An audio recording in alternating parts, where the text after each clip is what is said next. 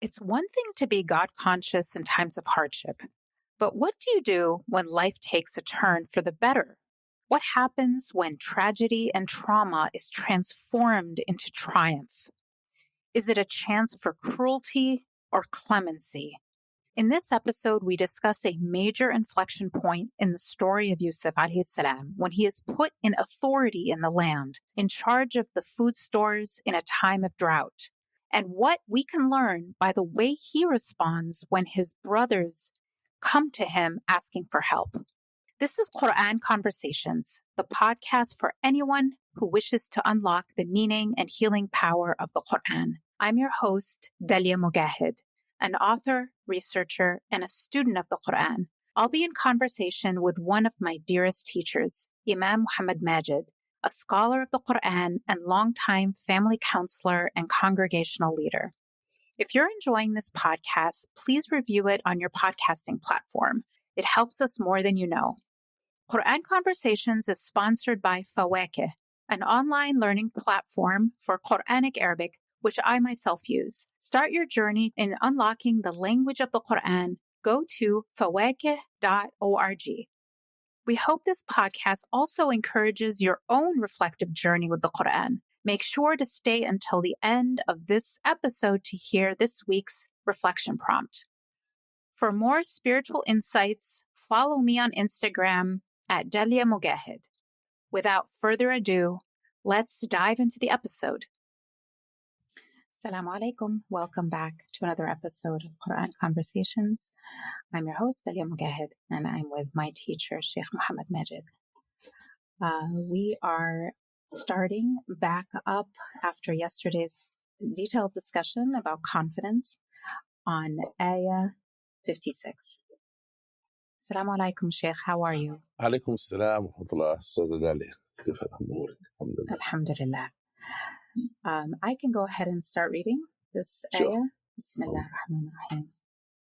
وَكَذَلِكَ مَكَّنَّا لِيُوسُفَ فِي الْأَرْضِ يَتَبَوَّأُ مِنْهَا حَيْثُ يَشَاءُ نُصِيبُ بِرَحْمَتِنَا مَن نَّشَاءُ وَلَا نُضِيعُ أَجْرَ الْمُحْسِنِينَ.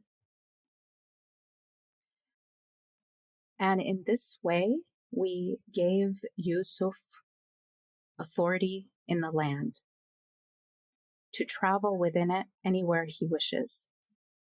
We target with our mercy who we will, and we never waste the reward of those who do good. So this is, subhanAllah, a turning point, a major turning point, an inflection point in the story of a moment of triumph after so much tragedy.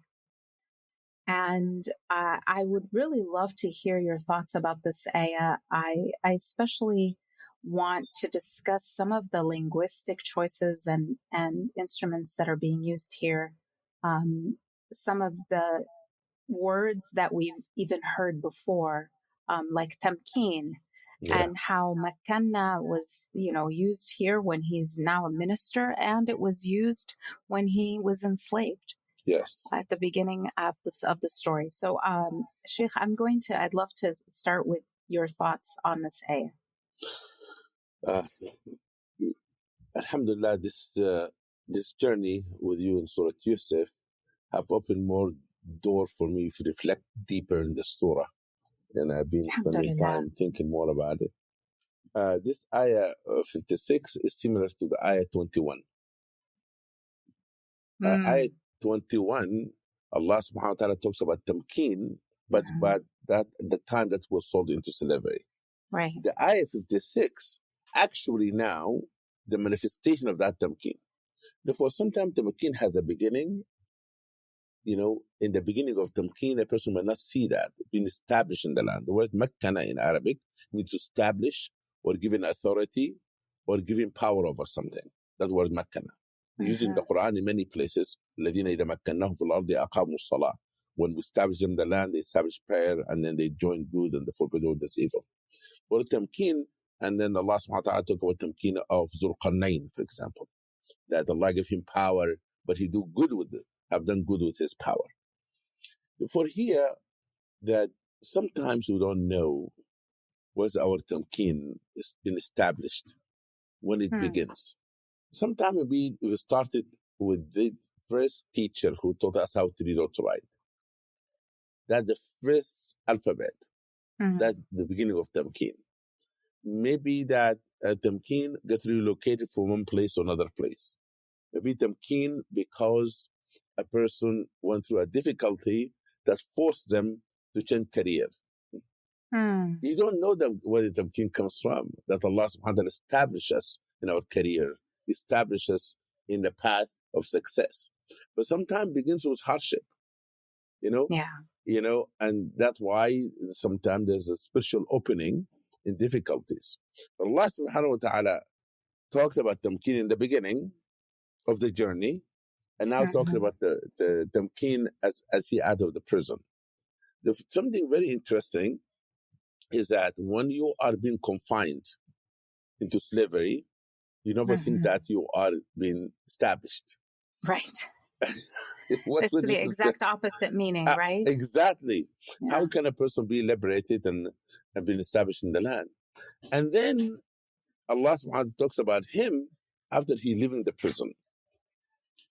The interesting things in this ayah, Allah used fil ard,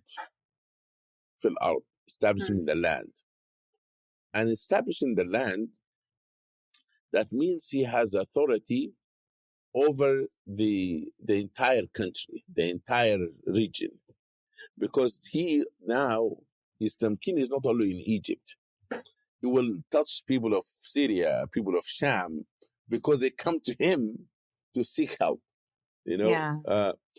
But Allah subhanahu wa ta'ala said, Yusuf al-ard يتبوأ منها حيث يشاء. He can settle in the land as he chooses. Why? Because he was in prison. He was confined. Now you are free, go whatever you would like to establish. You know, it's the contrast of his previous state. Exactly. Yeah. From being in prison, being confined. And as a slave as well. He's no longer a slave or a prisoner. Absolutely. Was confined. He can have with his movement. And one of the things that we talked about human rights is one that's the rights of movement. Yeah, freedom of movement, right? Freedom of movement. For Allah subhanahu wa ta'ala said it was حيث يشاء. And the beautiful things in the tajweed here, حيث يشاء هذا مد يعني لازم يعني مد 6 حركات. حيث يشاء, whatever he wants. In English doesn't do the same thing. Yeah. And then the idea of نصيب برحمتنا من نشاء. It is very beautiful that Allah subhanahu wa ta'ala says all what he went through was part of rahmah of Allah. نصيب برحمتنا من نشاء. Even his prison time was rahmah. He's been sold this. Subhanallah, that's the path to tamkeen that has to go through hardship. نصيب برحمتنا من نشاء. Then he says ولا نضيع أجر المحسنين. He being consistent in worshiping Allah subhanahu wa ta'ala, being consistent, having feeling the presence of Allah in his life, led him to that outcome. Therefore, the 3 things there, that Allah subhanahu wa ta'ala did tamkeen to him in the land after he was confined into slavery and prisons. The second, that the freedom that Allah subhanahu wa ta'ala gave him of choices now, you know, and the rahmah of Allah subhanahu wa ta'ala upon him, and the reward for him because he was muhsin. وَلَا نُضِعُ أَجْرَ الْمُحْسِنِينَ. In order for us to really to pursue our goal in life, you have to be consistent, you have to do ihsan, and you have to believe that Allah subhanahu wa ta'ala, everything that he put in our way, there's a wisdom behind it. Sometimes we don't see, you know, what it look like. That's why some people say that trust in Allah when you go down the stairs before you see the end of the stairs. Yeah, when you move the stairs, or you climb the stairs before you see the end. That trust of Allah subhanahu wa ta'ala. For Yusuf alayhi salam, Allah subhanahu wa ta'ala prepared him for this by testing his patience, perseverance, his consistency, having to be true to his faith and true to the contract that he made with Al-Aziz.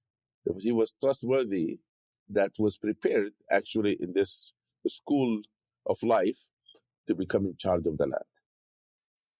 Yeah, subhanAllah.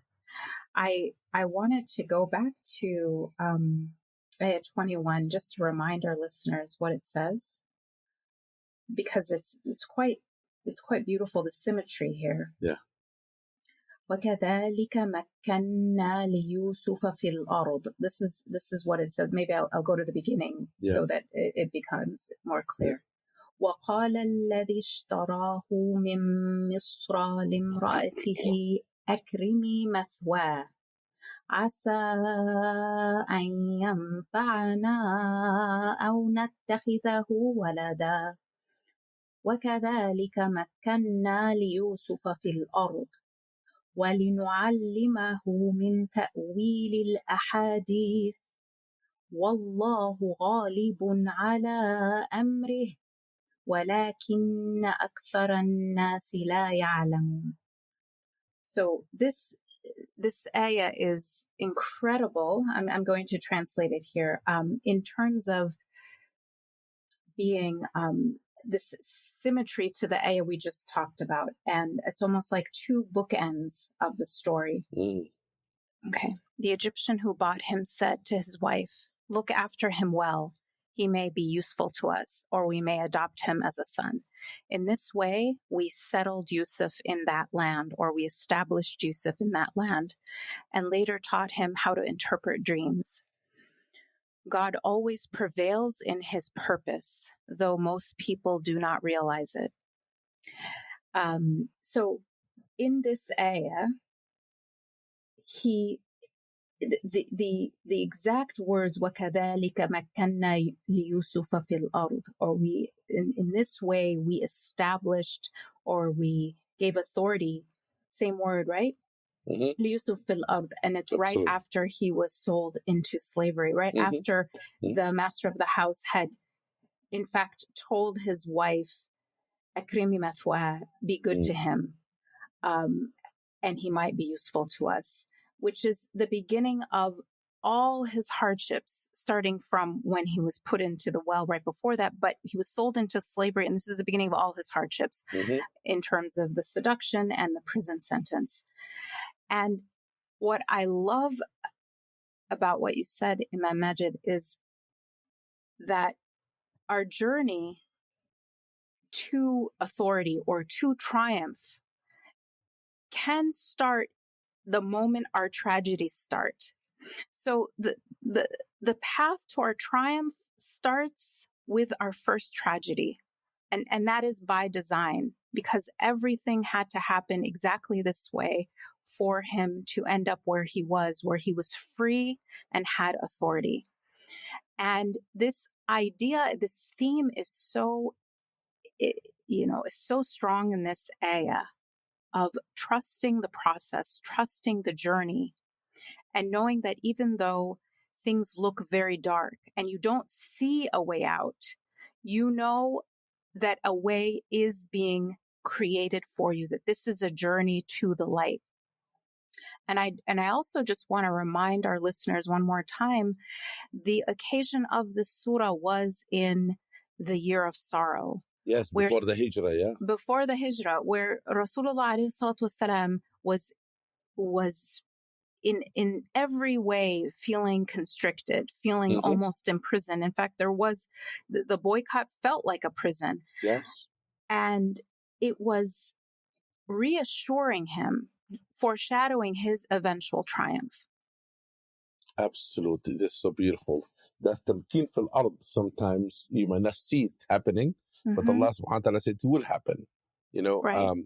One of the things that in this previous ayah said, Wallahu ghalibun ala amrihi.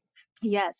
That no matter what Allah subhanahu wa ta'ala, whatever Allah wills is going to happen. No human can be able to stop it. And By the way, sometimes I read translate this وَكَذَلِكَ to this is how establishing the land. This is how. Which I like that translation too. Yeah.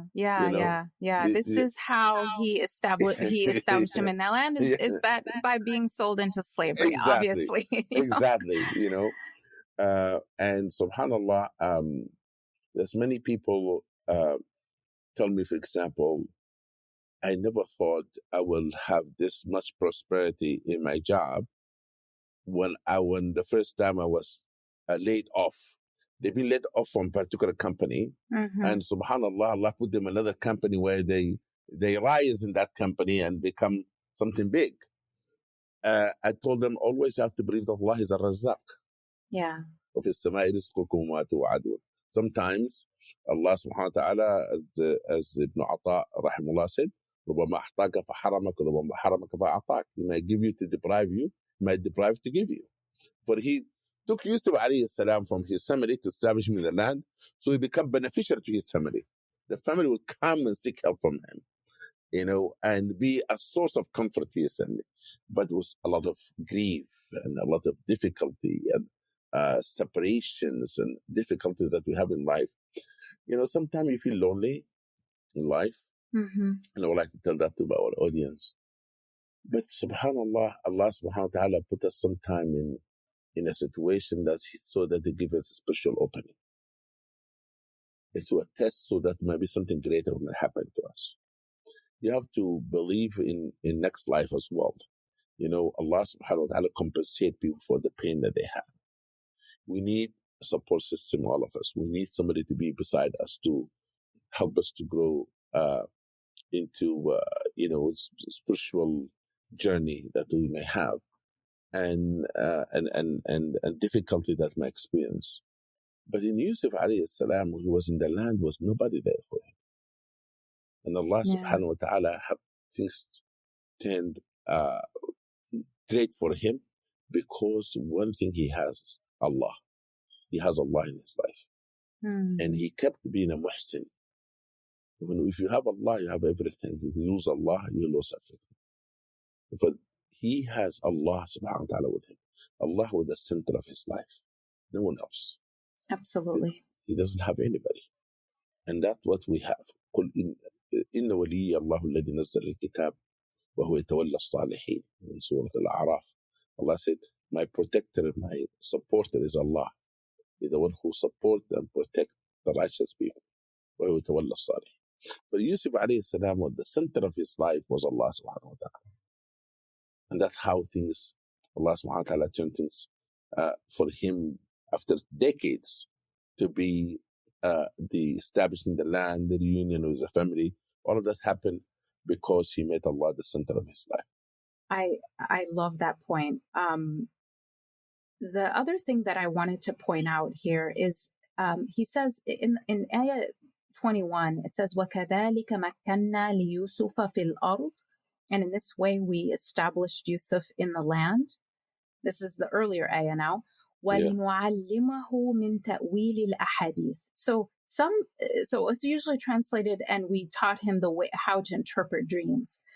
But another way to think about this particular part of the ayah is so that he may understand ta'wil al-ahadith, gain wisdom in the way of the world, in how things work.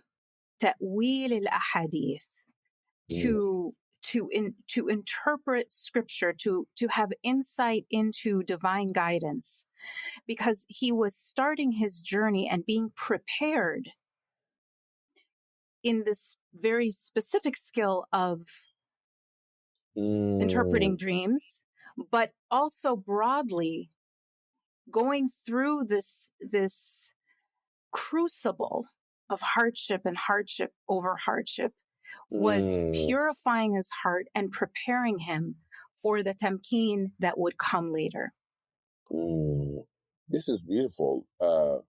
And actually, to agree more with your point, Allah in the next verse, so وَلَمَا بَلَّغَ أَشُدَّهُ آتَيْنَاهُ حُكْمًا وَعِلْمًا. He has to have ta'wil of a hadith understanding. They have to have wisdom and have knowledge before he become in charge. And it took decades. That is like a time of preparing him for leadership. You know, like happened to Musa alayhi salam. Allah have him to go to Madian, to go to all of the, and happened to Rasul sallallahu alayhi wa sallam, who was an orphan, and all of this, to be able to lead. In order to lead, you have to have experience of knowledge, perseverance, and like Rasul sallam, 40 years before he become a prophet.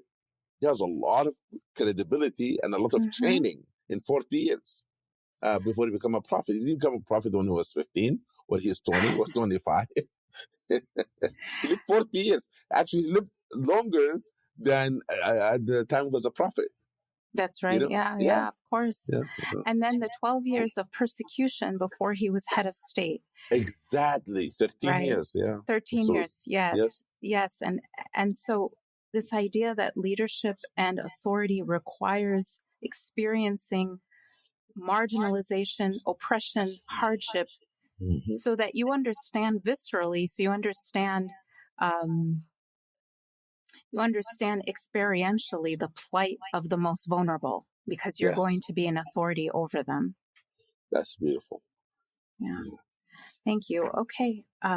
Would you like to read the next ayah? We're on 57. Yeah. One thing I want to say, the word nusibu bi rahmatina. We have to seek the mercy of Allah subhanahu wa ta'ala. Allah subhanahu wa ta'ala said, Rahmatullahi qareebu min al-muhsinin. Because one of the characteristics of Yusuf is muhsin. Yeah. And because of that, he experienced rahmah of Allah in a special way.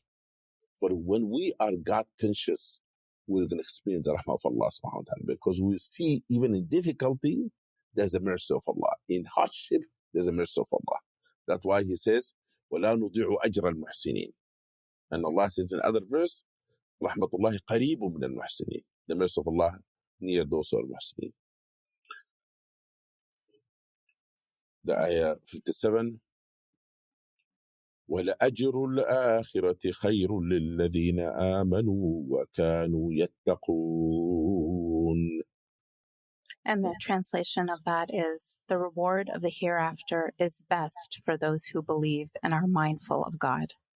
It starts with the idea that in this world, those who do good, those who beautify their character and their actions, al-muhsinin, will be rewarded. لا نضيع أجر المحسنين. We will not go to waste the reward of those who do good. But that the reward of these same people in the hereafter is far greater. This ayah, وَلَأَجْرُ الْآخِرَةِ خَيْرٌ لِلَّذِينَ آمَنُوا وَكَانُوا يَتَّقُونَ.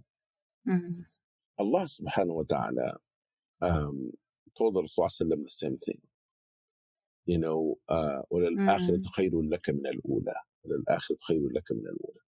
And that is also to a difficult time in Mecca and hardship. And the next life is better than this life. What it means that as a person experiences all of the difficulty and hardship and so forth, even as Allah established a person in the land, should not look at this as the ultimate reward, to be rewarded for their hardship and difficulty they went through. The greater reward is in Akhirah. In Akhirah, because Allah says, وَلَأَجْرُ الْآخِرَةِ خَيْرٌ لِلَّذِينَ آمَنُوا وَكَانُوا يَتَّقُونَ. Allah subhanahu wa ta'ala, so that when people read this surah of Surah Yusuf, and they go through hardship in life, and no one should expect the outcome to be prosperity and then become established in the land. It might not happen. And therefore, a person may go to difficulty in life, and the only reward they get in next life. You know, the people ask me sometimes that, you know, what is sabr in the dunya? What is the benefit of it if it does not lead to relief in the dunya? But Sumayya lost her life, radiallahu anha. She didn't see the relief. Yasir, the father of Ammar, have not seen the relief. But the Rasul said to them, Sabran ala Yasir inna maw'idakum al-jannah. sometimes we make a sacrifice for a generation to come, not for our own generation. Mm-hmm. Sometimes you go to difficulty for your children, not for yourself, to see the outcome. That the people of the cave, they went to the cave after 300 years, Allah showed them the result. Yeah. They didn't see it in their lifetime in the beginning, but Allah wanted to show it to them so that they know that you do your best and there's outcome. Sometimes the outcome is 100 years from now. That sometimes we hasten things. Sometimes we try to collect our fruit before it ripes, before it, ready to be collected. Mm-hmm. Here, Allah subhanahu wa ta'ala says, is amazing outcome of Yusuf alayhi salam, been established in the land, but Allah subhanahu wa ta'ala said, don't think that's it. Yeah. وَلَأَجْرُ الْآخِرَةِ خَيْرٌ لِلَّذِينَ آمَنُوا وَكَانُوا يَتَّقُونَ. And the reward of the hereafter is far better. It's far better than. And that's why also Allah subhanahu wa ta'ala, when He punished people in the dunya, He said, وَكَذَلِكَ الْعَذَابُ وَعَذَابُ الْآخِرَةِ أَكْبَرُ. And the punishment of akhirah is greater than the punishment of Allah give people in dunya. For it is that kind of understanding of the concept of akhirah, that the reward is greater than this reward. There's a very beautiful story in the Rasulullah life. Rasulullah was given a very nice garment. Was given to him from someone from Yemen. Beautiful, soft, colorful. For Rasulullah was wearing the khutbat al-Jum'ah on it. But the Sahaba came and started touching it. Rasulullah said, what is happening? They said, oh, so beautiful, so nice, so soft. Rasulullah قال تعجبون من هذه. Are you wondering about my clothes? Like really fascinated by it? قالوا نعم يا رسول الله. He said, yes. قال والله إن مناديل سعد بن معاذ في الجنة أفضل من هذه. He said, the handkerchief of Sa'd ibn Mu'adh in paradise better than my clothing. ولأجر الآخرة خير للذين آمنوا وكانوا يتقون. Therefore, no matter how much a person may get rewarded in this dunya for the good things they do, and Allah subhanahu wa ta'ala reward them for their patient perseverance, but the greater reward in akhirah, because in akhirah, يوفى الصابرون أجرهم بغير حساب. The reward of akhirah, patient perseverance, there's no limitation for it. For a person must, as we do good in this life, we do our best, being consistent in our faith. Don't think that always the reward will be in this dunya. Because Allah said, وَالْأَجْرُ الْآخِرَةِ خَيْرٌ لِلَّذِينَ آمَنُوا وَكَانُوا يَتَّقُونَ. There's two conditions. Iman and taqwa. That's what Allah, faith and being God conscious. That Allah described awliya Allah. أَلَا إِنَّ أَوْلِيَاءَ اللَّهِ لَا خَوْفٌ عَلَيْهِمْ وَلَا هُمْ يَحْزَنُونَ. ألا إن أولياء الله لا خوف عليهم ولا هم يحزنون الذين آمنوا وكانوا يتقون. They have iman and taqwa. Those are two criterion of being a friend of Allah subhanahu wa ta'ala. But this is a reminder that as you read this beautiful story of Surah Yusuf alayhi salam, you see what hardship he went through, and Allah subhanahu wa ta'ala establishing the land and the outcome. It may happen in this dunya. It might happen. It happened to many people that you have seen people being oppressed, rise, alhamdulillah, and to the state of power. And Allah subhanahu wa ta'ala took away their oppressions in this dunya. But those people who pass away during oppressions, who've been killed, like brothers and sisters in Gaza, they have not seen the tamkeen. They have not seen the liberation of Palestine. What happened to them? وَلَأَجْرُ الْآخِرَةِ خَيْرٌ لِلَّذِينَ آمَنُوا وَكَانُوا يَتَّقُونَ. وَلَأَجْرُ الْآخِرَةِ خَيْرٌ لِلَّذِينَ آمَنُوا.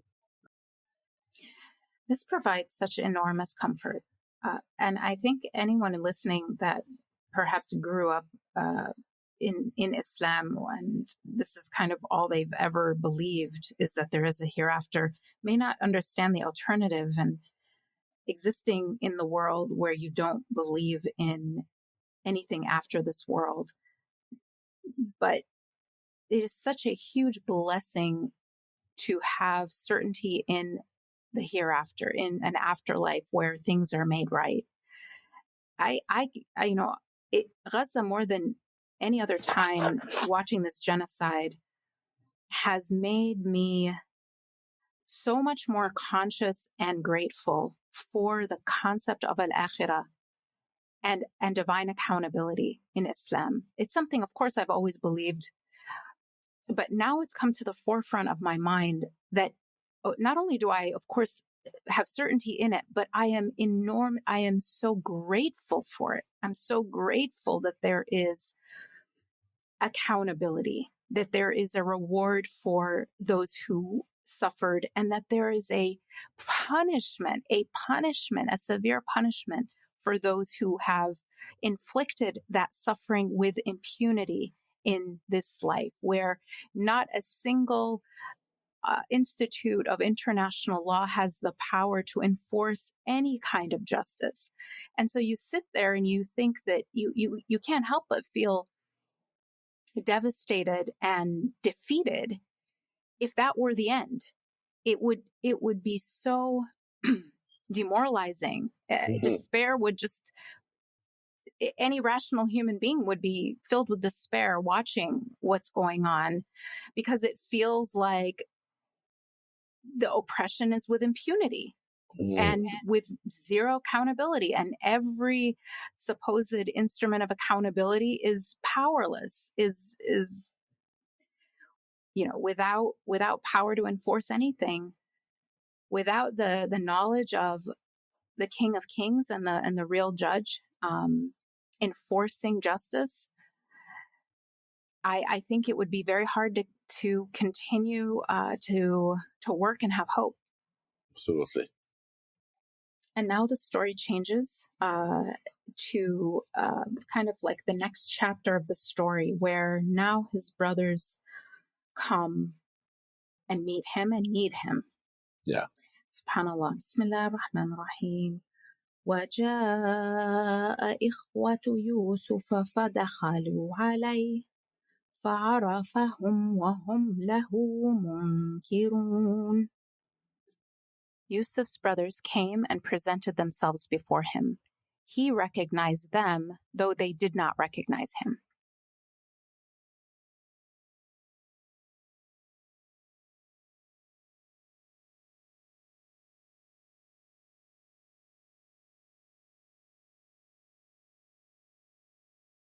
I also, just before we start discussing this idea of them coming back and so forth, going back to the symmetry of the surah and ayah 21 that we were just discussing about tamkeen, and now tamkeen comes back. Right before that tamkeen was a discussion of Yusuf's brothers as well. They came right before the beginning of all of this, and now they've shown up at the at the part where he where the authority has been fully realized. And something just to reflect on, that the surah is so it's not only profound but incredibly poetic in how it weaves these like concentric circles, because life is about cycles.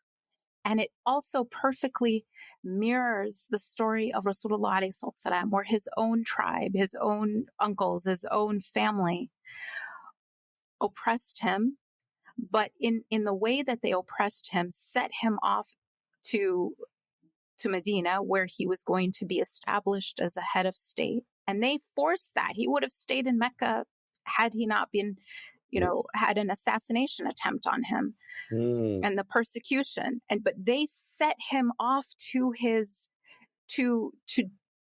do exactly what they were afraid of, which is have power and amass armies and so forth. And then at the very end, they also came to him out of needing mercy. Absolutely. Right? When he conquered, when he opened Mecca. So it's fascinating how those who hurt you, especially if they're family, oftentimes there will be a moment where they need your help. Yeah. And then you are in a position of power over them and have a choice of how to react, how to respond to that. Yeah, it is the hadith of Rasul sallallahu alaihi wasallam, أن تعطي من حرمك وتصل من قطعك وتعفو عمن ظلمك. That you give those who deprived you, and you connect with people who disconnect with you, and to forgive those who have wronged you. That is the ultimate, the idea of ihsan, being in that state. Rasul sallallahu alaihi wasallam said, it is one of the greatest spiritual state of someone, is to give to someone who deprived us. تعطي من حرمك وانتصل من قطعك, and to connect for somebody who disconnected with you, and تعفو عن من ظلمك. Now the test for Yusuf alayhi salam is another test of ihsan. He kept himself away from sin when sin presented itself and the opportunity for it, and he resisted that. He has ihsan in the prison, was patient, have perseverance there. Now he become in charge. Now his brother comes. They come to him. The coming of the brother, it is the word ja'a, ikhwatu Yusuf. In the Quran, in this surah, they came many times. جاءوا أباهم عشاء يبكون. They come to their father crying, claiming that the wolf have eaten him. Now they come to Yusuf alayhi salam, the one whom have wronged. وجاء إخوة يوسف ودخلوا عليه. And they came and entered his presence. He recognized them, but they were unaware of who he was, really was. Why is that? There's some people have ability to commit things to wrong people, and they delete them from their memory. And there's some people, wrong people, and they feel sorry, and they have remorse, and they think about them all the time. They could not sleep at night because the conscience is still awake. Yusuf brothers, they will manage to put their emotion aside. They don't even remember it. That's why they couldn't recognize him. And also, you might say Allah doesn't want them to recognize him yet until he does what he wants. The closure for Yusuf alayhi salam. If he has the upper hand now, he knows who they were, but he didn't know who he was. The fact that they didn't know who he was, and he knew who they were, that means Yusuf alayhi salam now can take his brother, as you're going to see in the ayat, with him without them knowing, have them to go a little bit to difficulties. Yusuf alayhi salam did forgive his brother. Was that have them to suffer a little bit? He did not forgive them immediately. Well, he actually showed incredible mercy here in that, look at how the last time he saw them, they were throwing him in a well, right? That's true. And there was total power asymmetry in that they were big and many, usba, as we said, right? Yeah. They were a group they were like a gang. Yeah. And he was a child, and they wrestled him into a well where he could have died, where he was sold into slavery. Then now, in this part of the story, he is 100% in charge. And it's a total reversal in the power dynamic. Yeah. He can arrest them. Yeah, absolutely. He can say anything about them. They're not even from the land. They're outsiders. He's in charge. He doesn't have to meet them. He doesn't have to give them anything, because it says later that he gave them, with their provisions. That's charity. He has no obligation to do any of that. Absolutely. So the very fact that he doesn't he could have very justifiably gotten them arrested and thrown in prison because they committed a humongous crime. And he was witness to that. So he has full power in this situation because he knows who they are. They don't know who he is, which is very, very believable in that he was a child. Now this is decades later, as we said, and he looks completely different. But also that's the last person in the world they would expect, right, to be in charge of the or the treasures of Egypt, Yeah, especially exactly. during a time where everyone needs them. Yeah, logically, you're right. He was a child, probably doesn't have a beard, doesn't have facial hair. It was before his puberty, right? Because it says exactly. ashaddahu, so it was before he was literally a child. Yeah. And now he's in charge of the land. But the amazing thing that Allah subhanahu wa ta'ala have them to recognize him. Because when they throw him, they were older than him. But they didn't change that much. They didn't change that much. They were already adults. They were already, or older adolescents. Yes. And Yusuf alayhi salam was younger. But the amazing thing is that Allah brought them to him. He didn't go and look for them. Because sometimes they say, I want to see who wronged me. Now I'm in charge of the land. Let me send my soldiers, with mission to get the rest of my brothers. But no, Allah brought them to him. Allah brought them to him as he promised, right? Because when he was being put in the well, Allah promises him, you're going to confront them. There's going to be a time where you meet these people again and talk to them about this. And this is the realization of Allah's promise as well. SubhanAllah. Would you like to read the next ayah?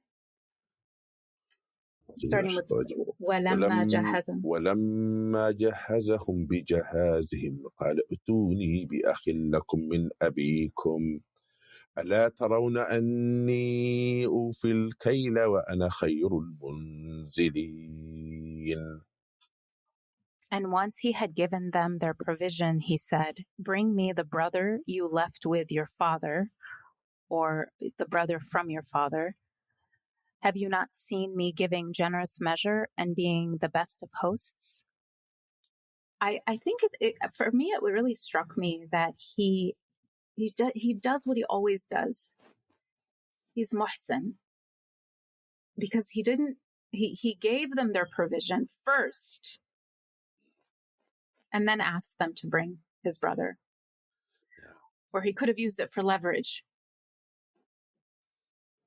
Again, with people who wronged him. Absolutely. So not only did he not get them arrested, but he even gave them their provision before asking for what he needed, which is his brother to come. That's what he forgiving would have wronged people have wronged him, but also he gave those who deprived him. Indeed. But also we remember that also this is also for his parents as well, for them and their parents. The brother he talking about, min abikum, because Binyamin, the brother of Yusuf alayhi salam, is the full brother of Yusuf alayhi salam, but is half brother of them. Right. But Yusuf alayhi salam and Binyamin, they are full brothers. From same mother, same father. They share the same mother. The rest of the brothers share different mother. Right. He said, "Tuni bi akhi lakum min abikum." And the interesting in this story, which is the Quran does not tell you all the details. How did he know that they have a half brother? How did he know about Binyamin? More likely, as some of us said, he had a conversation with them. Who are you? What are you doing? How many of you? We have, other two brothers. One of them, lost or died, whatever they might say. And we have a half brother named Binyamin. Then he said, "Tuni ba'akhi lakum min abikum." Then bring me your brother from me. Because otherwise they would have shocked that how comes he know that? Yeah. That was always a question. Like, how wouldn't that trigger them to think, who is this guy who knows about our family? Yeah. In Sudan, in difficult time, I remember that when in Sudan there was like a drought and there was difficult, time of not enough bread, not enough food, and therefore they used to count how many members of the household that, and they give you food based on that. If they knock the door, they ask you how many people in the house.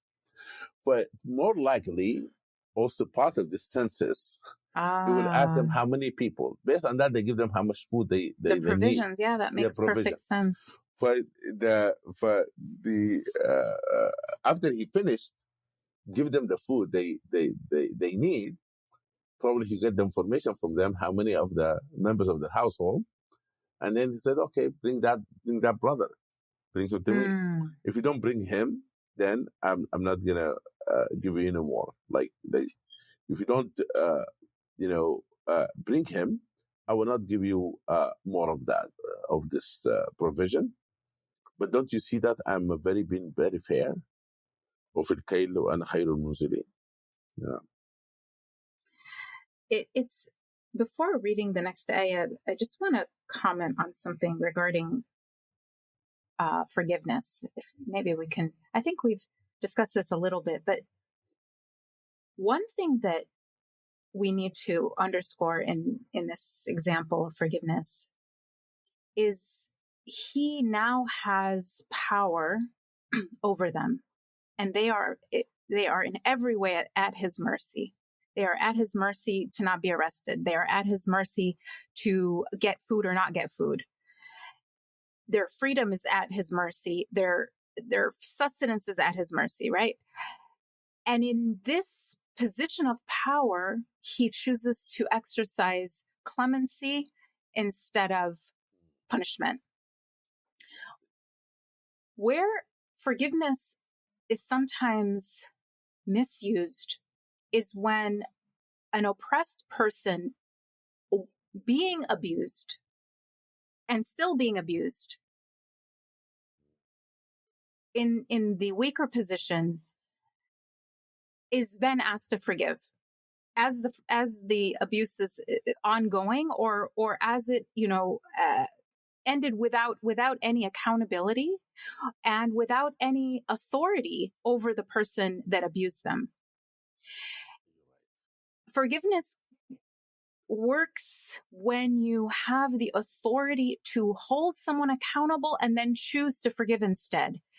But to demand that someone forgive and say that it's like they're not going to enter heaven unless they forgive their abuser, when there's never been accountability or any chance of accountability, is an abuse of this concept. I wanted to hear your thoughts about this because it's, I think, so relevant sometimes to situations of abuse.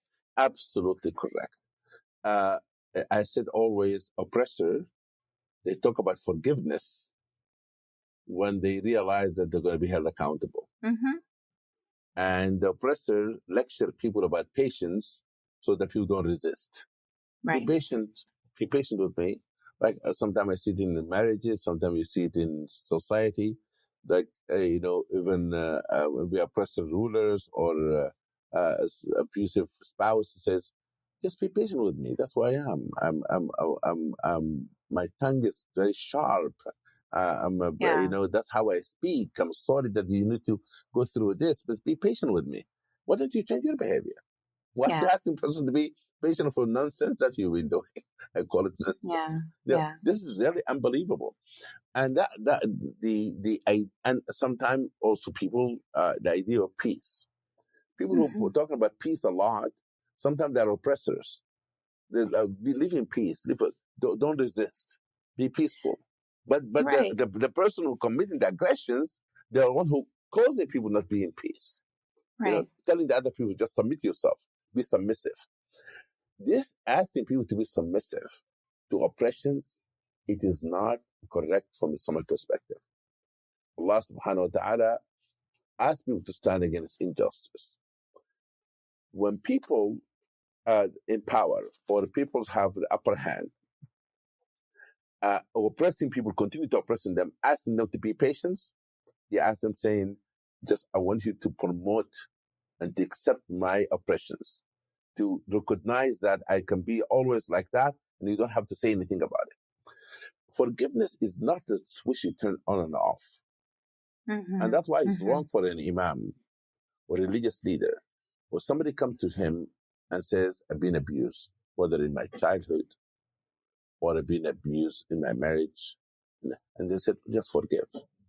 Right. That's very hurtful. That could be spiritual abuse. You have to be careful.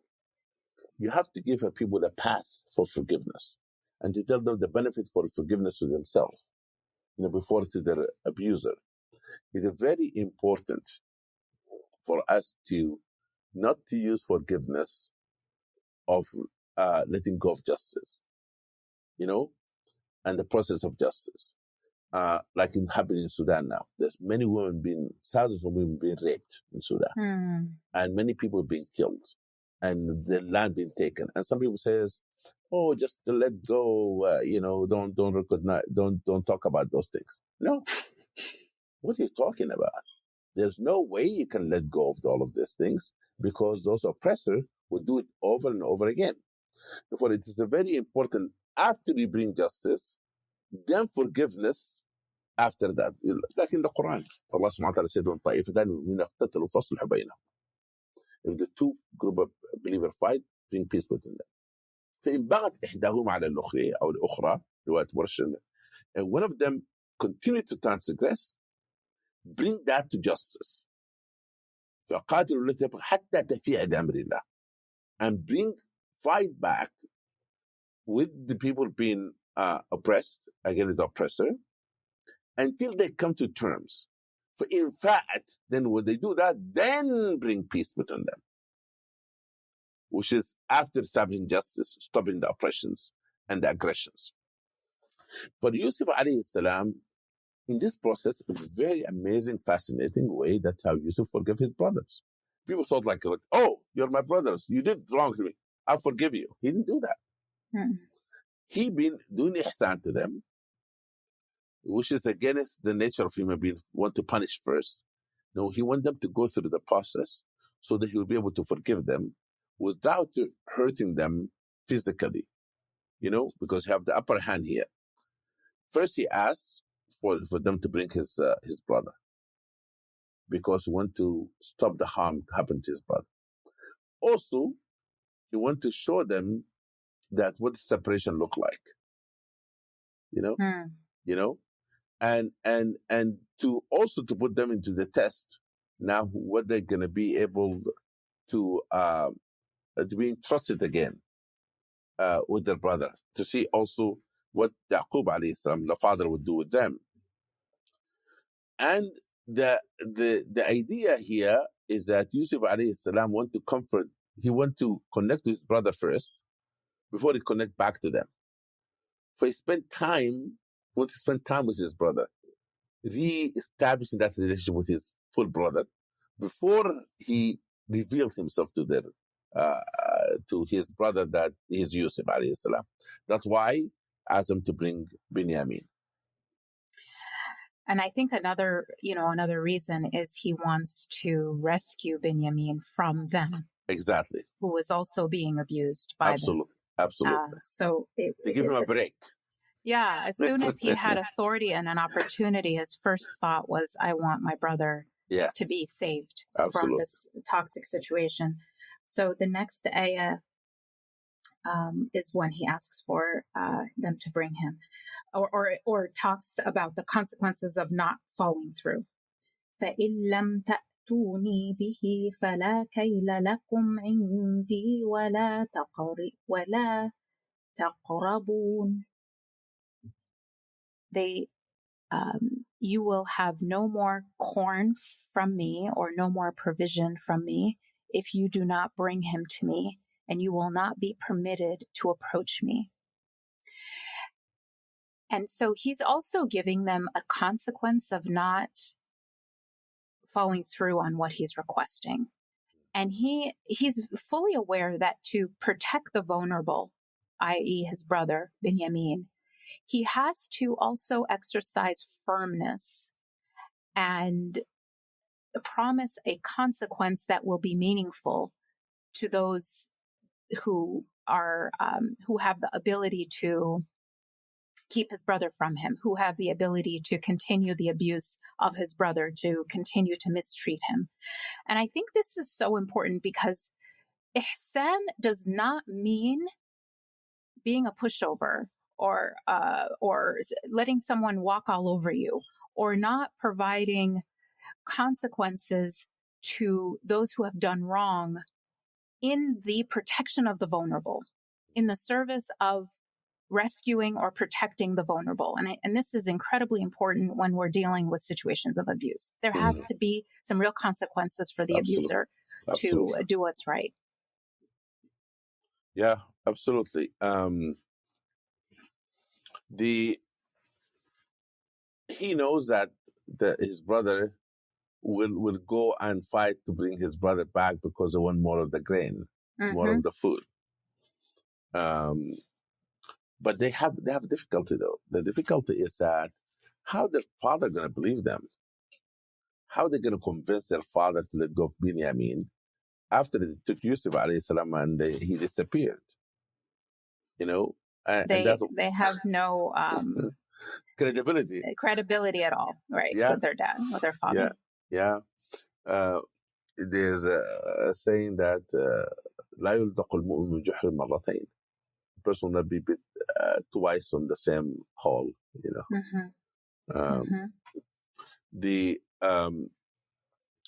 Now they have to be able to convince their father. In order to convince, they have to use the word nurawid. Right. So the next ayah we could read it. قالوا سنراود عنه أباه وإنا لفاعلون. They said, we shall do all we can to persuade his father to send him with us. Indeed, we shall. The word راودة here is the same thing that وراودته التي هو في بيتها. المراودة is to convince someone to do something against their feeling and their desire. They don't desire it, but you want to convince them to, you know, to use all kind of means, emotional means and ways to appeal to them so that they can give in and accept something. فامرأة العزيز was تراود فتاها. She was راودته عن نفسي, that she wanted to convince him to commit the sin and to have him to not to resist of abstaining from it. Here, they want to convince their father. Therefore, they have to find a way to convince their father. They said, we're going to try, you know, our best to convince our father, because they knew that their father will not believe them this time at all. Right. Therefore, they said, so نراود عنه أباه. We're going to try our best to convince our father, and we will do it. We'll do so. Yaqub alayhi salam was in an emotional state, very tense emotional state. He's grieving the Yusuf alayhi, continued to grieve Yusuf alayhi salam. But subhanAllah, in order to have Yusuf, they have to have let go of Binyamin. In order to unite with Yusuf, they have to let go of Binyamin. So we're going to come to that. We will discuss how he lets go, and it's because it's so beautiful and has so many meanings and lessons for us today. I think we'll end with this ayah, but I wanted to just mention that this idea of rawad, you know, sanurawidu, do you think it's equivalent to the idea of coercion? Because it's more than persuasion. Persuasion can be to get you to do something you're neutral about. But murawada sounds like it's getting you to do something you don't want to do. Exactly. You're actually very against. Yeah, so nagging on somebody, like keep nagging, like I want you to do, you must do this, almost like harass them to do it. Harassment and emotional pressure. It's extremely pressure on somebody. Arabic is so miraculous with all this precision. Want to manipulate. Manipulate somebody. Yeah. So all those meanings together. Yeah. MashaAllah. Thank you so much, Imam Majid. This was a wonderful conversation. Assalamu alaikum. We hope you enjoyed this conversation, and if you did, please leave us a review on Apple Podcasts or Spotify. Share this episode with others who may be interested in the meaning of the Quran. Also, we love hearing from our listeners. Tell us your reflections at Quran.conversations, our Instagram page. We read every single one. Finally, we hope this podcast encourages your own reflective journey with the Quran. This week's reflection prompt is this. Yusuf alayhi salam goes from being a slave to a prisoner to then being the minister in charge of the provisions of Egypt at a time of drought. This is a position wielding enormous power and prestige. When has your life taken a turn for the better, and how did you feel? How did you respond when things looked up? Until next week, Assalamu alaikum.